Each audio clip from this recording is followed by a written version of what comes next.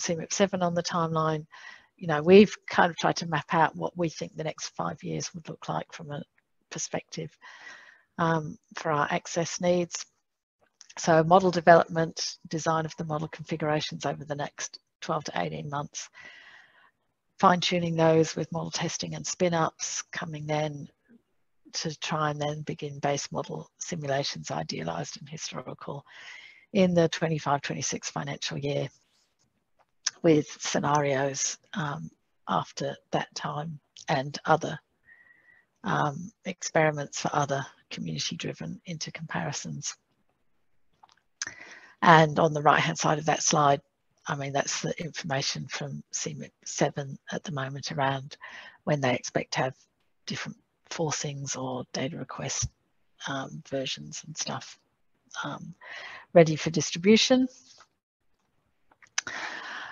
So we have gone to the department, Climate Change, Energy, Environment and Water, indicating to them that we are interested in putting together this consortium to do this CMIP7 submission for Australia. So that would be CSIRO as the sort of lead science agency, with ACCESS-NRI, NCI, and then Bureau and various university people who've expressed interest in being part of that. At the moment, while there's no extra funding coming into this, we don't feel the need to rush into any kind of formal agreement, but we are recognising that we sit within a number of existing collaborations anyway, that, you know, this can kind of sit under or under the umbrella of. Having said that, we will need some kind of oversight. It's great that people want to be involved in this, but the more people are involved, the more coordination it potentially will need. So some kind of oversight committee, some kind of project leadership team, and some kind of project coordinator or manager or similar. And so these are the sorts of things that we need to begin to set up in this next, you know, quarter, I guess. There's the opportunity for us to go to the department in around September-ish with a more detailed proposal about some resource needs that we anticipate to have, whether that's sort of people or computer storage. So again, that's something to be worked on. But what I really wanted to mostly focus on today is our options around model development paths, because I imagine that's the bit that's most interest to this group. So this is the schematic that we've kind of put together, really trying to emphasize that there is no one route to a model configuration that could be used for CMIP7, or two model configurations. Whatever we decide we are able to support and have capacity to do. And sorry, I've got an incoming phone call I need to ignore. So, you know, this is our climate model potential development stream, RS system model. So currently we're at CM2, we're at ESM 1.5, and these then are on our land, atmosphere and ocean sea ice components, with some ideas about where new developments in these spaces could feed into an updated climate model or an updated ESM model. And some notes here around, you know, this OM3 is a new version of the ocean compared to the OM2 that's in here, a new coupler, the new atmosphere, or picking up the latest atmosphere from the UK Met Office is one potential route. This cable 3 we think is pretty much pulled together. That's a kind of bringing together of what was in the two versions of current ESM 1.5 and CM2, but a whole stack of new work that we would like to do, particularly around land use change, improving that to feed into the ESM versions particularly. A note that we can run these, or we'll have to choose at some point which resolution we want to run the atmosphere and the ocean at, and the importance of having that sort of evaluation platform or framework to sort of do as much evaluation as we can along the way. department pushed us kind of quite hard to provide what they called options. So we went in to that meeting trying to describe what would be our sort of most ambitious case, what's our kind of incremental case. And so that's what I'll just run through now. So in terms of a sort of ideal, most ambitious option, it would be that kind of OM3 with the new coupler, the new atmosphere, a CM3 and feeding into an ESM3. I've added in here this sort of dashed line around the ESM 1.6. We know from the paleo work and from the large ensemble work that having a fast model is really beneficial. So potentially it's not an either or, could be a both and. If we run out of time to get an ESM version of CM3, then maybe this kind of more the two configuration model that we've had in the past, that requires a route through CM 2.5. So yeah, there's a fair bit of work to get into an ESM 2.5. So a moderate increment is kind of saying, well, you know, the OM3 doesn't develop as fast as we might hope. The new coupler is looking promising at the moment, but this is all new stuff. So a kind of more updated to 2.5. So with the current OM2, MOM5 type ocean would be our sort of moderate increment path. Again, with an ESM version of that. Or the sort of minimal increment is, you know, this work that I guess is currently underway around quarter degree ocean versions of CM2, the one that we want to do with the ESM 1.5 and some what you might call more modest upgrades. And, you know, not to discount that that in itself is a step forward from where we've been in the past. So while it's called a minimum increment, there's plenty of work involved just to get to that point. Some of the really most obvious development risks, or at least the ones that I'm kind of aware of, this work around cable 4 is a bit capacity limited at the moment. One thing that would help to address that is some NCRIS step change funding, which we're still waiting to hear about, whether that's been successful or not. This coupling of cable into the latest atmosphere, every time we do it, it's quite technically challenging.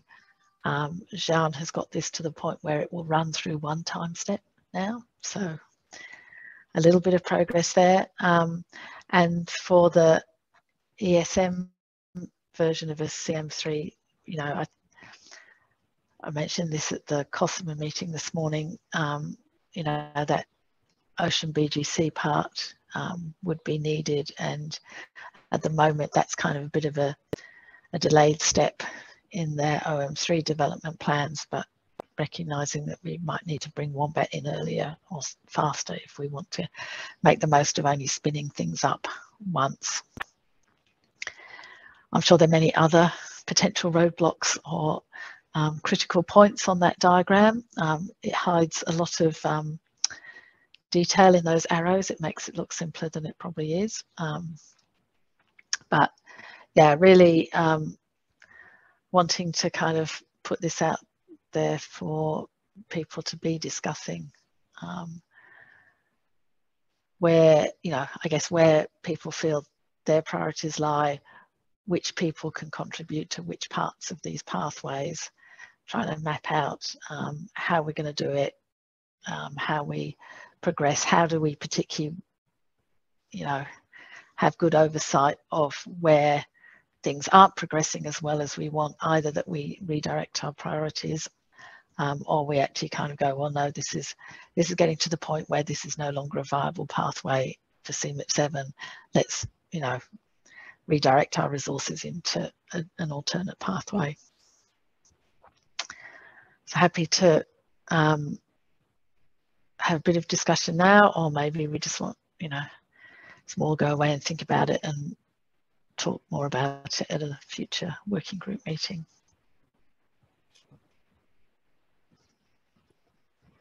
Paul, Yeah, I just wanted to mention Wombat. So I think it's just called something else on the diagram. So yes, so this was just ocean biogeochemistry in general, but yes, Wombat is what we read into that box. Any other comments or questions for Rachel? I haven't been following the chat. I realise there's a bit of stuff in the chat, but maybe that's unrelated to this. David? Yeah, I just wanted to comment on, you know, for paleo people, you did acknowledge in your talk that you're mindful of keeping fast-running versions of the model in mind. I just wanted to reiterate that that's really important, and if there are choices to be made in terms of complexity, if there are things that we can switch off to make the model run faster, certain processes that aren't entirely necessary, then it'd be great to have ways that we can just speed it up a little. Thanks.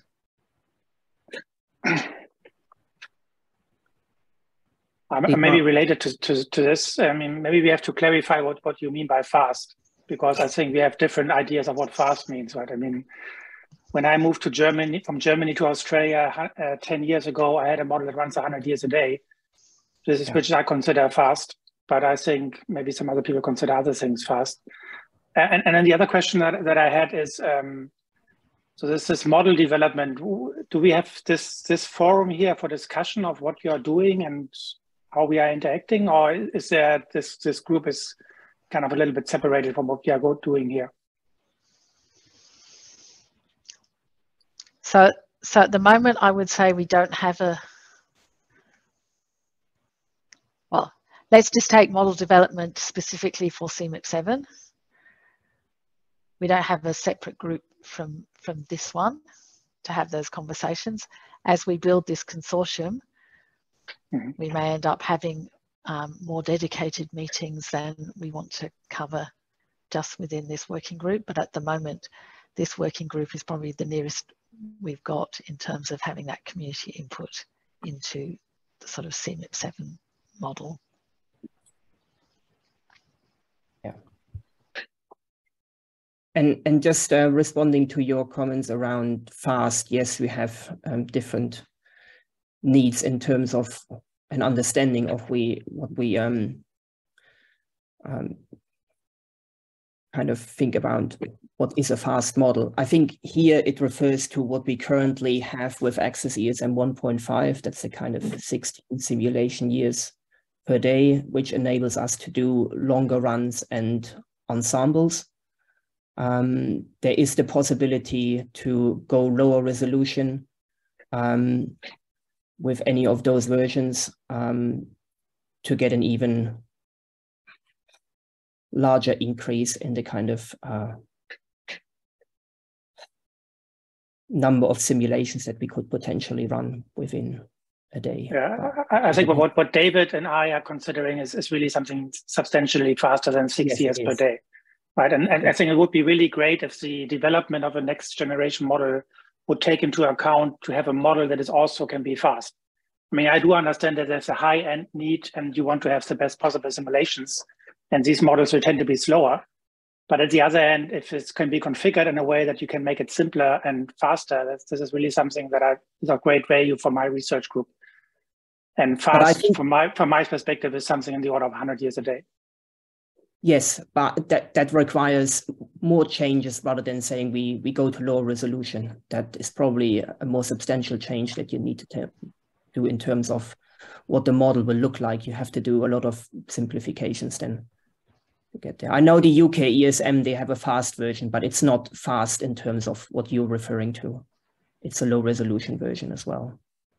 Anyway, Shane, do you want to comment? Yeah, I suppose I just wanted to ask about kind of the model development. I suppose, you know, moving forward, it kind of sounded like we, at least in my mind, we kind of work through this and we kind of start and we aim for ESM 1.6. And then when we complete that, we then aim for ESM 2.5. And then when we complete that, we aim for ESM 3. But I suppose I want to know, is that really what's happening? Is that really what's happening? Or are we going to start and go, actually, let's target ESM 3. let's start with OM3 and start coupling it together with AM3, or are we going to, couple AM3 with, the older ocean and then try to do that again and repeat the process? So I suppose I'm kind of wondering about sequence. Yeah, it's definitely parallel paths. So and recognizing that, particularly if you're going left to right across the screen, some of this stuff is independent from each other. So, we've already got, particularly at the ACCESS-NRI, some work around this sort of AM3.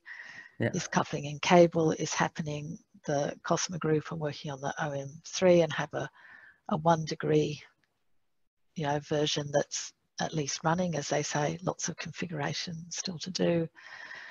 The cable 4 work, we've done a lot of the scoping of that. That's kind of, we would hope would feed into any version of the ESM, and trying to write it in a way that we can port it through across those different generations. So yes, I think it's kind of work in parallel, see where we get, if we're getting stuck at some points, then at some point there will be some decisions that have to be made around, this is a viable, this is not viable. Yeah, I suppose if there is that point, which of these configurations do you target? Do you kind of say, actually, our main priority is actually CM3 and ESM3, so let's kind of drop these ones off to the side, or do we have like the personnel that it's not really an issue at this point? So as we said, the ideal would be this CM3, ESM3, but it's all new components, and that's a bit scary, particularly for those who've been through CMIP in the past. So yes, I think, initially that's our target, but we want to know that we're making some progress along these other paths so that we've got that sort of fallback option. Okay, all right. Thank you. Andy Hoggs, maybe want to...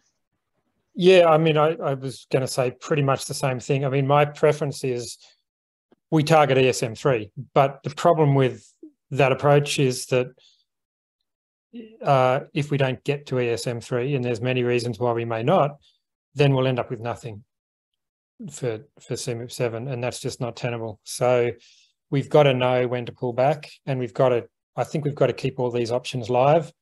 And, something that all the ESM depends on is this cable 4 idea, which makes it really important. And to some extent, the viability of ESM3 will depend on OM3.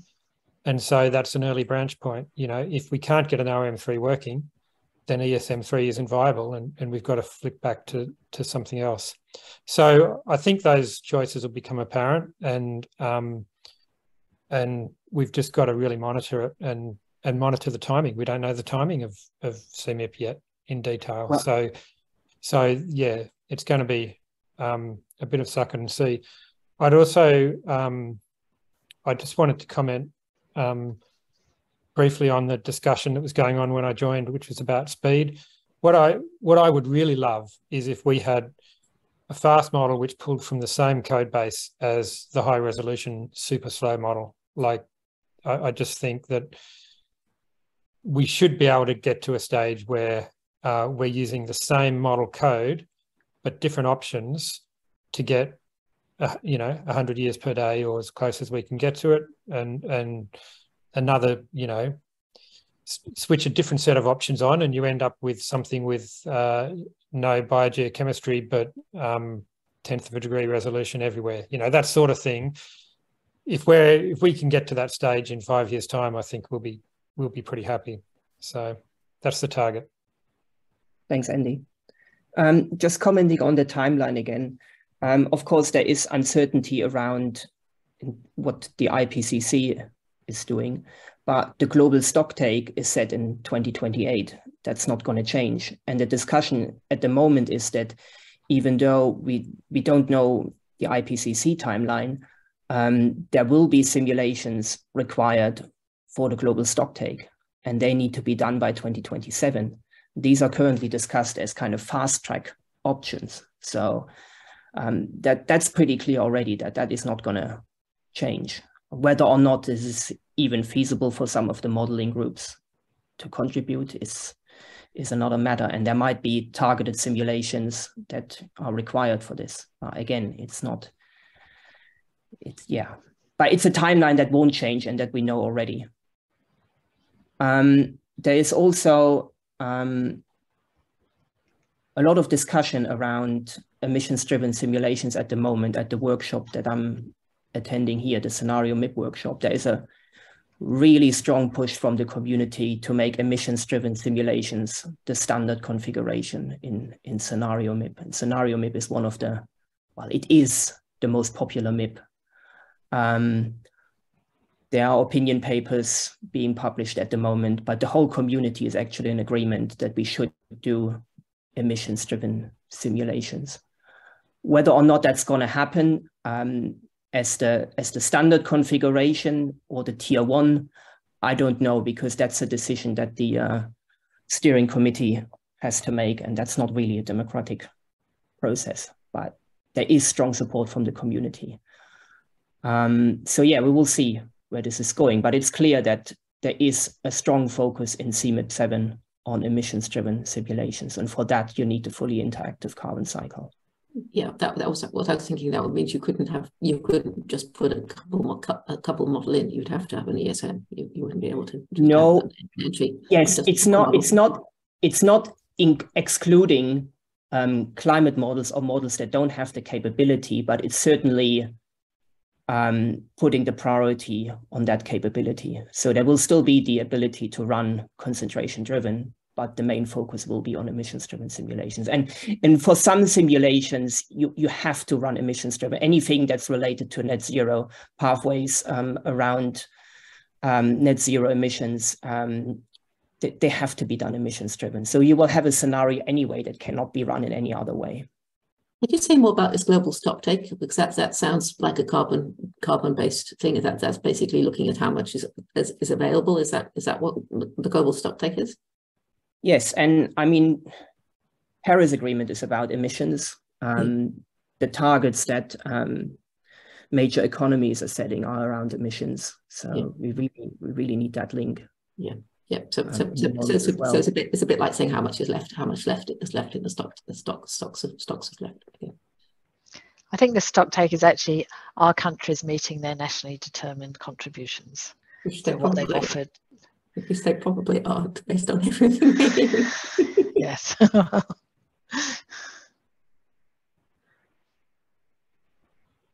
So any other comments or questions for Rachel or preparation for CMIP7 in general? Dietmar? Maybe one comment. It sounds like the development process is mostly technically driven, right? So you have a new cable model or you have a new ocean model and you put it all together. I mean, naively, I would think you look at the models and see what does it badly, and then I think, how can we improve it? I wonder what is driving the model development? Is there a bit of looking at the simulations and then thinking about improving it, or and is there a discussion going on? That's certainly what's been driving the desire to do something better on land use change, recognizing that as a potential limitation on our current ESM. There's also been a lot of work being done on the ENSO stuff that we know is important for Australia, and some aspects of the ENSO are okay and some are not so good in CM2. So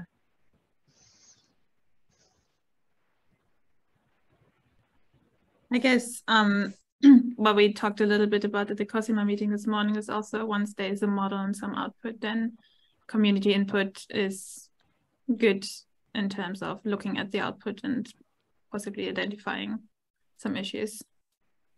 Yeah, that's why we put that model evaluation bar right underneath those development pathways to try and be much more proactive in catching issues sooner rather than later as we go through the development pathway.